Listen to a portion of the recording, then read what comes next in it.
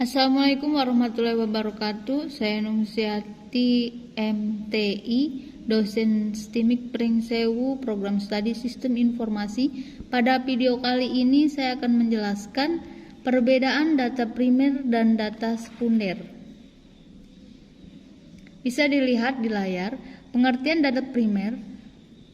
Pengertian data primer menurut para ahli, menurut Sugiono, pengertian data primer adalah sebuah data yang langsung didapatkan dari sumber dan diberi kepada pengumpul data atau peneliti. Ada pula pendapat menurut Sugiono, sumber data primer adalah wawancara dengan subjek penelitian baik secara observasi ataupun pengamatan langsung.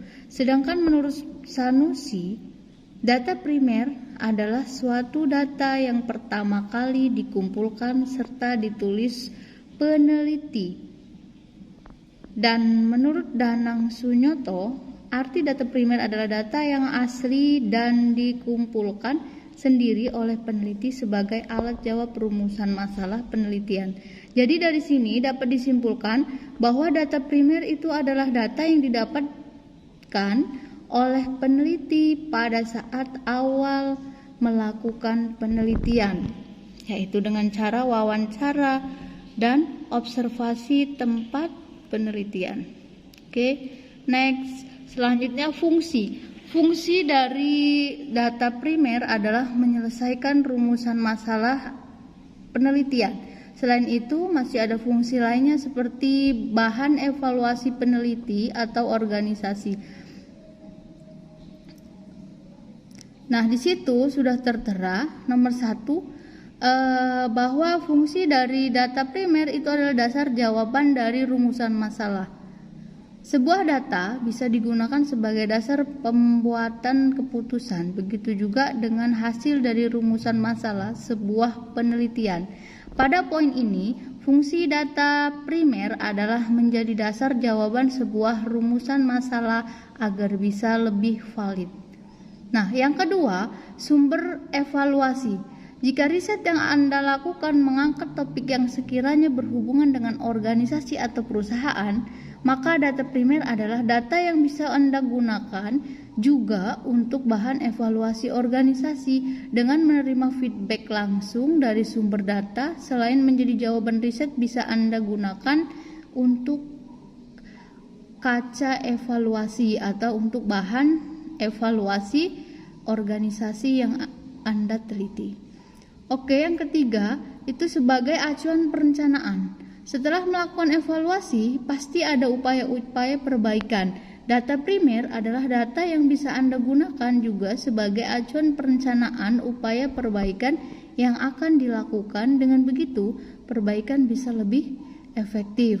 Jadi, sebuah perusahaan atau organisasi itu dapat menggunakan data primer itu sebagai perencanaan untuk yang lebih baik.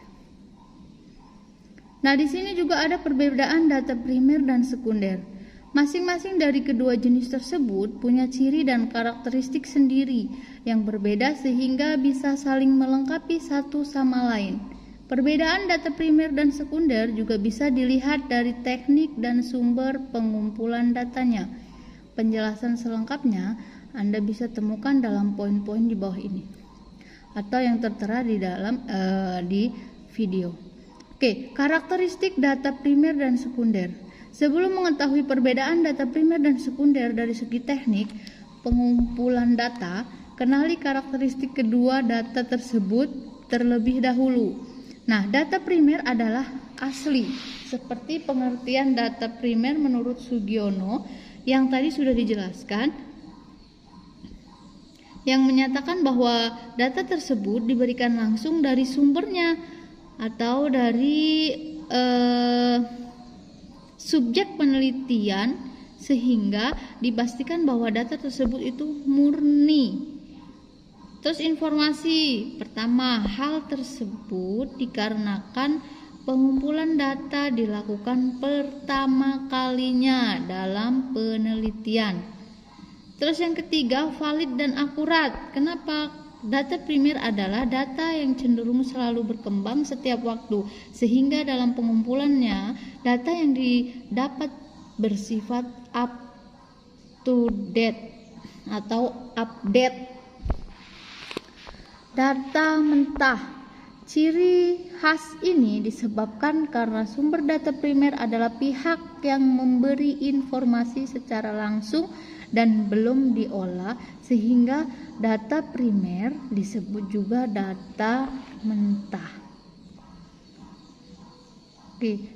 Nah, selanjutnya kita akan bahas adalah pengertian data sekunder. Data sekunder adalah data yang sudah diolah terlebih dahulu dan baru didapatkan oleh peneliti dari sumber yang lain sebagai tambahan informasi. Beberapa sumber data sekunder adalah buku, contohnya jurnal, publikasi pemerintah, serta situs atau sumber lain yang mendukung. Ciri kedua dari data sekunder adalah sumbernya yang berasal dari peneliti sebelumnya. Jadi, peneliti hanya mencari data tambahan dari sumber yang sudah dibuat oleh orang lain. Data sekunder juga bersifat kurang spesifik dan tidak punya kontrol dalam riset yang dibuat. Lagi-lagi hal ini karena peneliti mendapatkan data dari sumber lain yang mengandalkan interpretasi. Jadi bisa disimpulkan bahwa data sekunder itu adalah data yang sudah diolah atau data yang dapatnya dari buku, jurnal, publikasi, dan dokumentasi lainnya. Terus selanjutnya ada teknik pengumpulan data primer dan sekunder. Pada dasarnya teknik pengumpulan data primer dan sekunder kurang lebih sama. Peneliti perlu mendatangi sebuah sumber data untuk mengumpulkan informasi yang dibutuhkan dalam riset mereka. Lalu apa bedanya? Nah, bedanya adalah data primer, sumber data primer adalah responden atau objek penelitiannya langsung, sehingga peneliti bisa terjun mengamati dan menulis jawaban langsung dari objek penelitian. Data primer bersifat utama, sehingga keberadaannya wajib untuk membantu memecahkan rumusan masalah. Data primer adalah data yang bisa Anda dapatkan dengan beberapa cara. Misalnya, kuesioner, wawancara langsung, atau survei. Nah, data sekunder berbeda sedikit dari pengertian data primer. Data sekunder adalah data yang diambil dari sumber lain oleh peneliti. Biasanya data-data ini berupa diagram, grafik, atau tabel sebuah informasi penting seperti misalnya sensus penduduk. Data sekunder bisa Anda kumpulkan melalui berbagai sumber seperti buku, situs, atau dokumen pemerintah, dan masih banyak lagi lainnya. Nah, ini adalah contoh data primer dan sekunder. Sebagai dasar menentukan jenis data apa yang akan diambil, Anda bisa menyesuaikan dengan topik riset. Misalnya, Anda akan melakukan riset bisnis terkait keberhasilan pemasaran produk.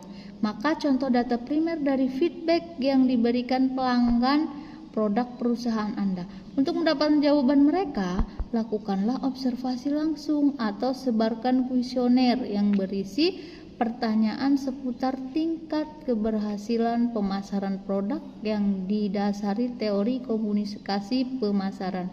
Sementara itu, sebagai pelengkap penelitian Anda juga bisa mencari data sekunder. Jenis data yang satu ini bisa diambil melalui respon pelanggan yang diliput oleh media atau misalkan dari survei-survei kecil yang dilakukan oleh peneliti lainnya. Nah, itu tadi adalah penjelasan tentang data sekunder dan data primer. Di situ ada karakteristik, ada perbedaan, dan ada contohnya. Oke, terima kasih yang sudah melihat video ini. Itu adalah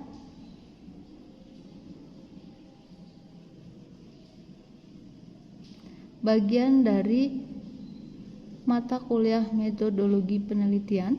Terima kasih. Saya ucapkan wassalamualaikum warahmatullahi wabarakatuh.